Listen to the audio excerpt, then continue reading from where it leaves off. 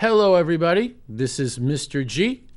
Welcome to Family and Consumer Science Television. We are clean, disinfected, sanitary, and ready for show number 1 for this series of Family and Consumer Science Television. Family and Consumer Science Television, ladies and gentlemen. What you watch when nothing else is on. That seems to be our catchphrase. But let me tell you, Family and Consumer Science is a valuable piece of your life's toolbox, if you would. Family and Consumer Science used to be known as home ec way back in the day, but now Family and Consumer Science has taken on kind of a different feel, from cooking to cleaning to storing foods to knowing nutrition of your foods, to designing your plate, to figure out what you're going to put on it to make it look eye-appealing, and to home care, taking photos of food. There's just a lot of great information that you can use throughout your life, and especially even more now during this crazy time that we live in. So, my name's Mr. G. For those of you who are taking my class, we are going to be going over 20 facts today that will appear on an upcoming Google Classroom quiz. So not only I want you to pay attention, maybe have a little fun and play along with us at your house, or if you happen to be watching this, but take some notes down so you'll be able to ace that first test that comes down the pike. The basic facts is to establish a basic understanding of family and, thank you, Kyle, family and consumer science. Okay, and we kind of went over what family and consumer science was. So how we're going to approach this fun time here, this fun half an hour, is I am lucky enough to have with me via, how would you say this, voicemail? How would you say this, Kyle? I have someone on the phone line. He is the defending national champion of family and consumer science knowledge. And I'd like to say a big hello to the champion right now. We've talked before, Tom Tomulson. How are you doing today? Yes, this is Tom Tomulson, defending national champion of family and consumer science information. I am very proud to be on Mr. G's Fact Show. These 20 questions should be a piece of cake to myself. Oh, piece of cake. I really make myself laugh because cooking is part of the family and consumer science curriculum as well. But anyways, I'm happy to be here, Mr. G. And this is Tom Tomulson waiting for the first question. Okay, well, thank you, Tom. Just stay on the line with us. For you playing at home, take a piece of paper out or take your phone out. I guess you do now. Number it 1 through 20.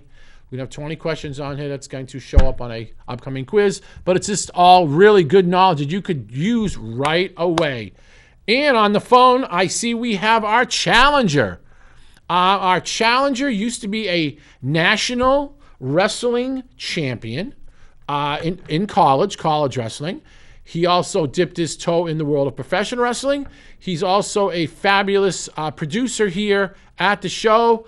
Please give a warm round of applause and a big welcome to our challenger, Steve Stunning, ladies and gentlemen. Steve Stunning. Brother, I'm ready for this.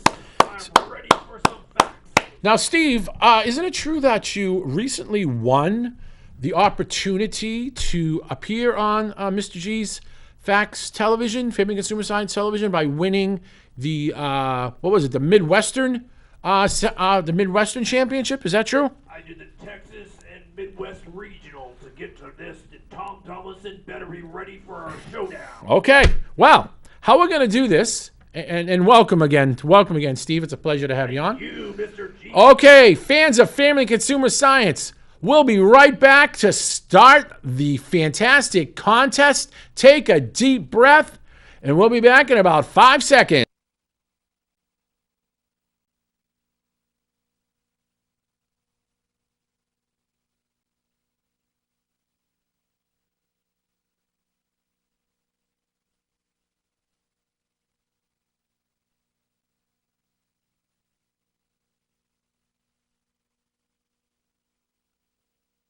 We're ready to go?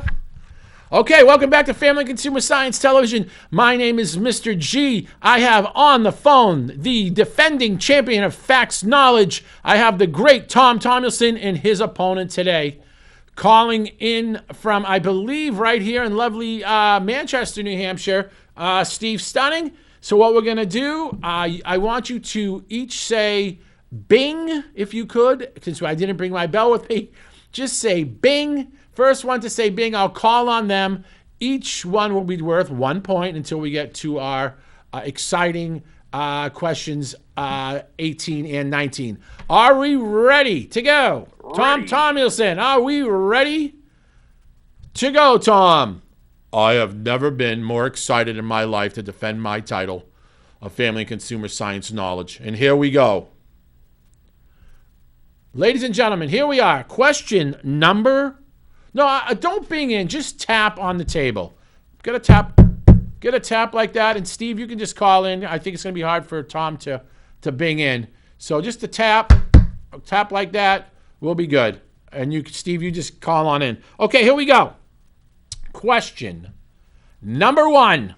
What does Family and Consumer Science stand for? A, fruit, apples, candy, syrup. Family and Consumer Science. Family, a cool science. Fun at a cookie sale. Boom, boom, yes, bang. Steve Stunning. Yes, I definitely know you said it in the question. It's Family and Consumer Science is the answer. You are correct. Excellent job. Excellent job, Steve. That gives you 1 to nothing. Family Consumer Science, like we said, ladies and gentlemen, it's just a umbrella, if you would. Family Consumer Science, and we have a lot of different offshoots that the subject matter does cover. One of them would be, I see on here, cookie sales. One of Mr. G's favorite things to eat, even though he's trying to cut down. Cookie sales are really, that's not the answer though. A family, a cool science. Fruit, apples, candy, and syrup. That's a pretty interesting one. But Steve Stunning told us the answer. Family and consumers is what FACS stand for. Question number 2. What program of study has nothing to do with the FACS curriculum? Cooking, family sciences, motorcycle repair, or hospitality? Boom! Oh, I think Steve Stunning. Steve, do you have the answer? I love riding my Harleys. If Steve Stunning would let the champion talk, this is Tom Tomlinson saying that the answer is the thing that is nothing to do with Family Consumer Science would be motorcycle repair, which I think is a very dangerous vehicle to have. I, of course, drive a nice Volvo. Okay, so that is my answer. Thank you very much, and I hope I am correct. Tom, you are correct. Motorcycle repair is not in the Family Consumer Science curriculum, but however, cooking is, and the many aspects that go along with cooking. Cooking, cleaning, the different types of foods, nutrition, plating. Boy, the list goes on and on. Family sciences is also part of the Family and Consumer Science curriculum. Sciences would be perhaps something like chemicals and natural chemicals versus other types of chemicals for cleaning. There is science in cooking of foods. You add salt, baking soda, some sugar, and some flour and an egg, and boom, by the grace of the great family sciences, you have some pancakes. But what causes all those things to happen is a science, and it's a chemistry. And that goes through with many different things in that. And hospitality. Now, the hospitality trade or career, which you can make one of, could be anything from owning your own restaurant, working at a restaurant, designing the restaurant, cooking in the restaurant, front of the house meaning service of people, back of the house meaning the cooks, the person that sits on the board making all the big decisions and never touching the food, of how to run the company. That is a big part of hospitality as well. Hotels and restaurants, all part of it. So there's a lot of career opportunities in the family consumer science trade. A lot of skills. If you don't want to go into one of those trades or one of those careers, you still can use this information as part of your toolbox for living a healthier, not righteous, but these are good tools to make your life easier and live a little bit better. So we have 1-to-1. Question number 3. What should be said during a conversation to show common courtesy to who you are speaking? Please and thank you. I don't like meeting you. Chugging water gives me the hiccups. And what I'm going to add is keep not having very good eye contact, or having good eye contact would be something that I think is kind of becoming a lost art. Do I have an answer from anybody? Mr. Steve, what is your answer? What should be said during a conversation to show common courtesy to whom you are speaking? Mr. G, I'm going to assume that it's eye contact along with please and thank you. Please,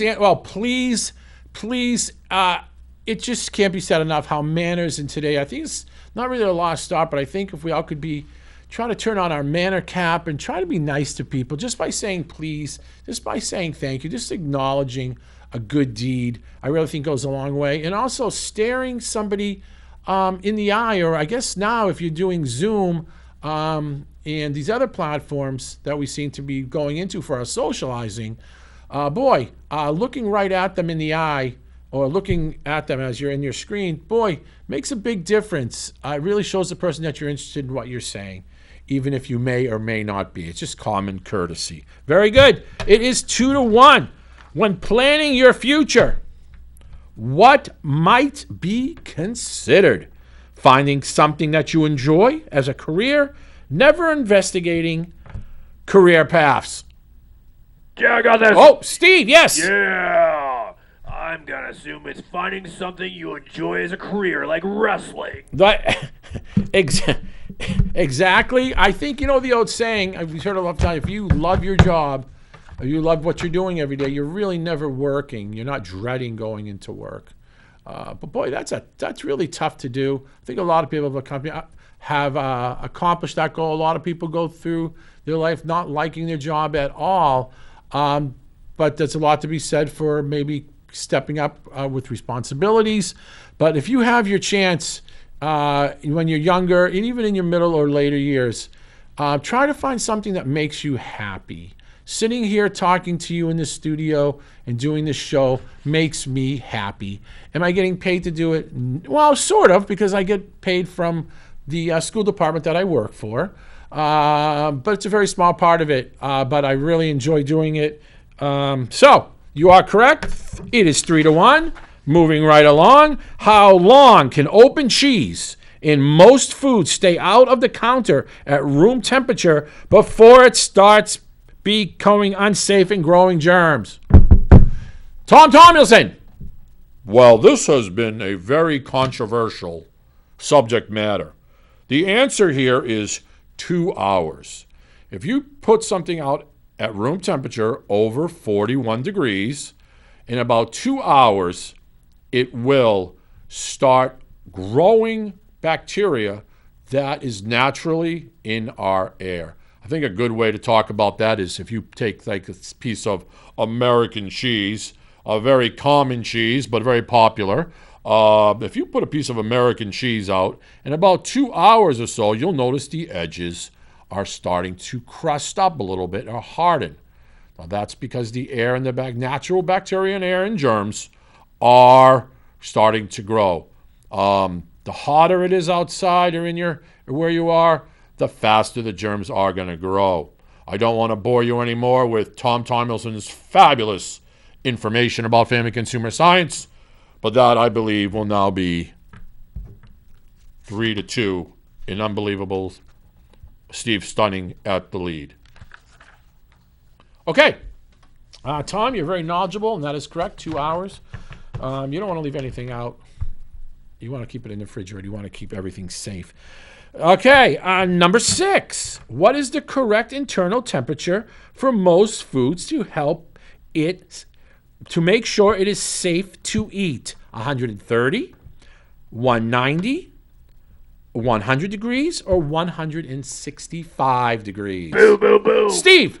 Oh, baby, I'm going to go with 165. Steve, I am very, very impressed. That is correct. That's a big number. 165 is technically where, if say you're making a chicken or a turkey or meat, that's right around the time when the red blood or corpuscles turn clear. Okay? Right around at around 165.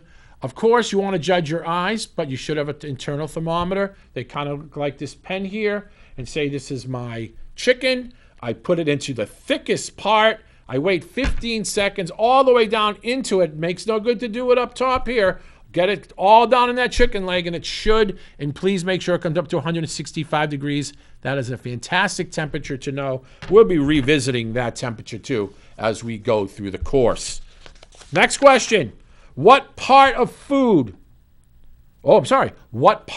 food should you check for internal temperature? The thinnest part, in the middle at the thickest part, 1/2 inch on the left side, on the bottom. Boo, boo, boo. Steve. Oh, baby, I love it. In the middle of the thickest part. That is correct. If you're checking temperature, if it is at 165 in the center of the thickest part of whatever it is, your meatloaf, your chicken, your hamburger, you can rest assured that the rest of it around it is at least, if not more than 165 degrees. So that is really important to remember as you're making food at home, 165. And also, if you don't have a thermometer at home, if you take your finger, okay, and put it kind of into the center of your casserole or whatever you're making, and you go, ow, and you see steam coming out of it, that's about 165 degrees. If you're touching your food and it's kind of warm, it really hasn't come up to temperature quite yet if you don't have a thermometer. How long should you wash your hands? 3 to 7 seconds, 15 to 30 seconds, 60 to 20 seconds. Tom Tomlinson. Well, having one of my PhDs in microbiology, I know for a fact that you need to wash your hands at least for 15 to 30 seconds. This is Tom Donaldson, not wanting to carry on with my knowledge. And I believe now this score is 4 to unbelievable Steve, and I have 3, if I am correct. Okay, good. Moving on. Now we're going to get into some little bit of measurements. I'm not a fantastic at math. I get scared with numbers, but these are just basic numbers that we should know as we go through our family consumer science life and experience. How many ounces are in a cup? 8, 500, 20, or 6? Boo, boo. Steve. Mr. G, I think it's 6. Tom, you are incorrect, Tom. Oh, that. Can I get a ring? I'm sorry. Wow. Can I get a ring in from somebody else? Oh, Steve Stunning. The obvious answer, and I'm very surprised, but yet happy that Steve did not know the answer to this. There is 8, count them, 8 ounces in a cup. Do you hear me, my Tom Tomlinson friends? 8 ounces in a cup. Am I correct, Mr. G? Tom, again, you impress me. It's all tied up. How many ounces are in a quarter cup? 10, 2, 8, 1,234. Boom, boom. Let me hear your math skills, Steve. How many? Oh, boy, I'm losing it now. All right. Well, I'm let's going to work. go with 2. 2, 4, 6, 8. Quarter cup. You are great. All right. Very good. There are 2 ounces in a quarter cup. And Steve, for a bonus, how many would be in a half a cup? How many ounces in a half a cup? Just like me, Mr. G, 1. How many? Now let's think about this. All right, sorry. How many ounces are in a half a cup if there are 2 ounces in a quarter cup? 50. Tom, I think you've been hit over the head with a turnbuckle a little too much. I'm leaving this open. Tom Tomlinson. Well, if there are 2 ounces in a quarter cup, there will be 4 ounces in a half cup, 6 ounces in 3/4 of a cup, and 8 ounces in 1 full cup. Very surprised. I'm not really that surprised that Steve can do basic math. This is Tom Tomlinson now, ahead by 1. Okay. Boy. This one, guys, I'm going to let you use. I don't know if Tom's going to have to use his Google or his search engine, but here's an interesting one. This is an interesting one. How many fluid ounces are in a tablespoon? A tablespoon, what you eat your cereal with, like Mr. G has a big mouth, is there 0.05 or half an ounce, 3 ounces, 7 ounces, 10 ounces? Oh, I got this one, Mr. G. Steve! Now, Steve, before you answer, remember, Oh, boy. you kind of dropped the ball there. This is for the lead. I'm going to go with a half an ounce. Correct, Steve. Excellent. Yes, there's a half an fluid ounce in a tablespoon. That's pretty interesting stuff. Yeah, so that would make it 16 tablespoons would be a cup. Is that correct, Steve? Steve? Yes, it is. But anyways, the answer to this question is 0.5 or half an ounce. Very good. Steve is up by 1. Oh, yeah. Let's go back to talking about chicken. If you are preparing chicken, then start cutting lettuce. You should continue to use the same knife and fork. Use a new knife and fork and cutting board. Throw lettuce against the wall. Wipe it on your shirt. Clean with a dirty dishcloth. Boom, boom. Steve. I know this. Use a new knife and fork cutting board. Absolutely. You don't want to run across, boy, it's so dangerous to touch something. Mr. G scratches his head, rubs underneath his nose, picks up, gives a piece of food to somebody. Bad, bad, bad. If you're cutting a chicken up, you don't want to take some lettuce and put it on that chicken and serve that lettuce. That's a big science of food handling that we're going to talk more about. I believe that's called cross-contamination or cross-contact. Moving along. Great answer. Thank you, Steve. Here we go. We could define manners as appearing to have the understanding of some basic skills, such as A, trying to look in at the person who you are speaking, or trying to look at the person who you are speaking, or doing jumping jacks while you're talking to them. Boom, boom. Steve. Although I look great doing jumping jacks, Yes. trying to look at the person to whom you are speaking is definitely the right way to be doing this. You are correct. So you got 1, 2, 3, 4, 5, 6, 7, 8. Tom, 1, 2, 3, 4, 5. Steve, you're up by 3. We have, boy, look like we got about 4 or 5 to go. We got about 5 minutes. We got to get moving. Here we go. The heat source used when we cook on the stovetop is called Tom Tomlinson. This would be called conduction. Conduction is when a pan is touched to a hot surface and they are touching, thus heating it up. Conduction. Thank you very much. I'm only down by 2. Oh, here we go. Woo, Steve, he really got you on that one. I'm going to put him in a headlock later. If you eat too many fatty, greasy foods, you might, A, not feel so great while making poor nutritional choices. You will be making good food choices and probably have more energy. Tom Tomlinson. Tom Tomlinson does not eat anything fatty or greasy. So that would be, the answer would be, if you eat too many fatty and greasy foods, you may not feel so great by making poor nutritional choices. Correct. We have, boy, we got to move on. How much time do we have left? 5 minutes. Here we go. A recipe for a cake calls for 1 tablespoon of salt, and you put in 3 tablespoons of salt. What might happen? And I'm going to give you a hint. Salt is something that inhibits the rising of a baked product, but you still need it in there so it won't fall in on each other. The cupcake will not rise to full potential. The cupcake will rise too much and fall into itself. The cupcake will turn pink. The cupcake will start to sing. Bang, bang, I know this one.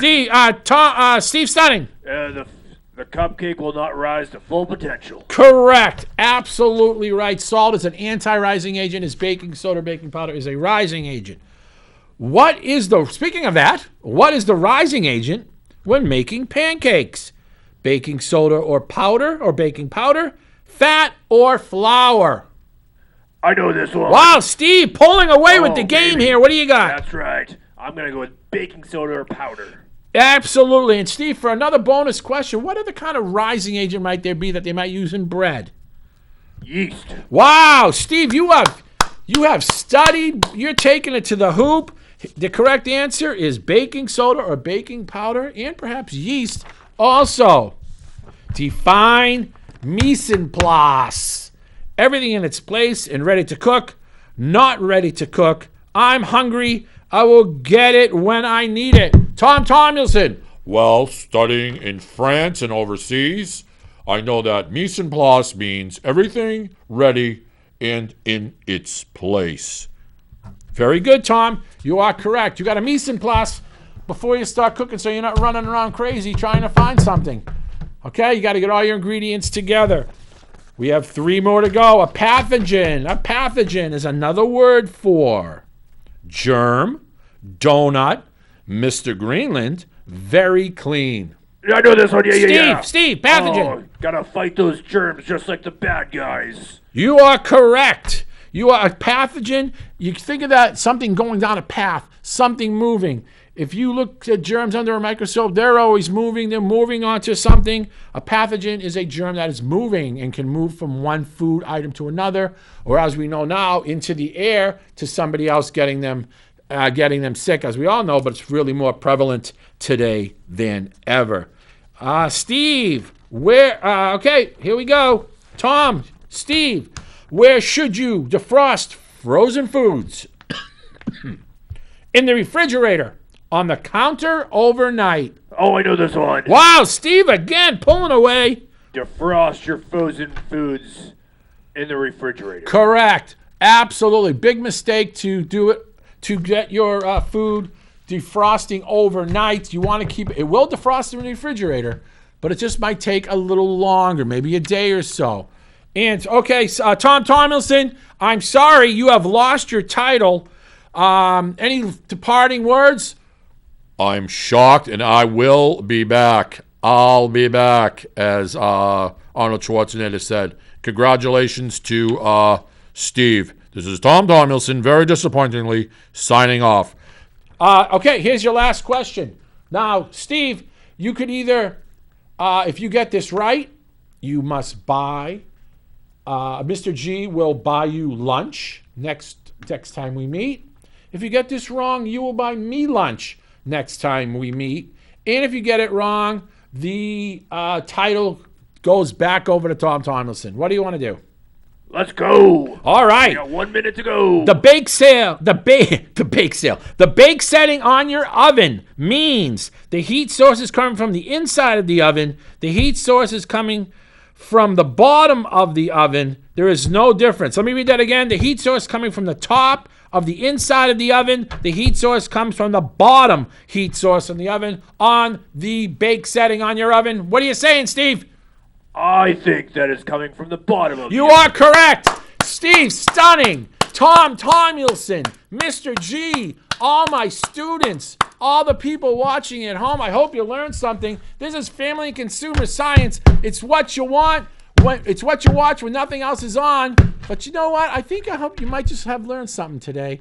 And we'll see you again on the next episode of Family and Consumer Science Television.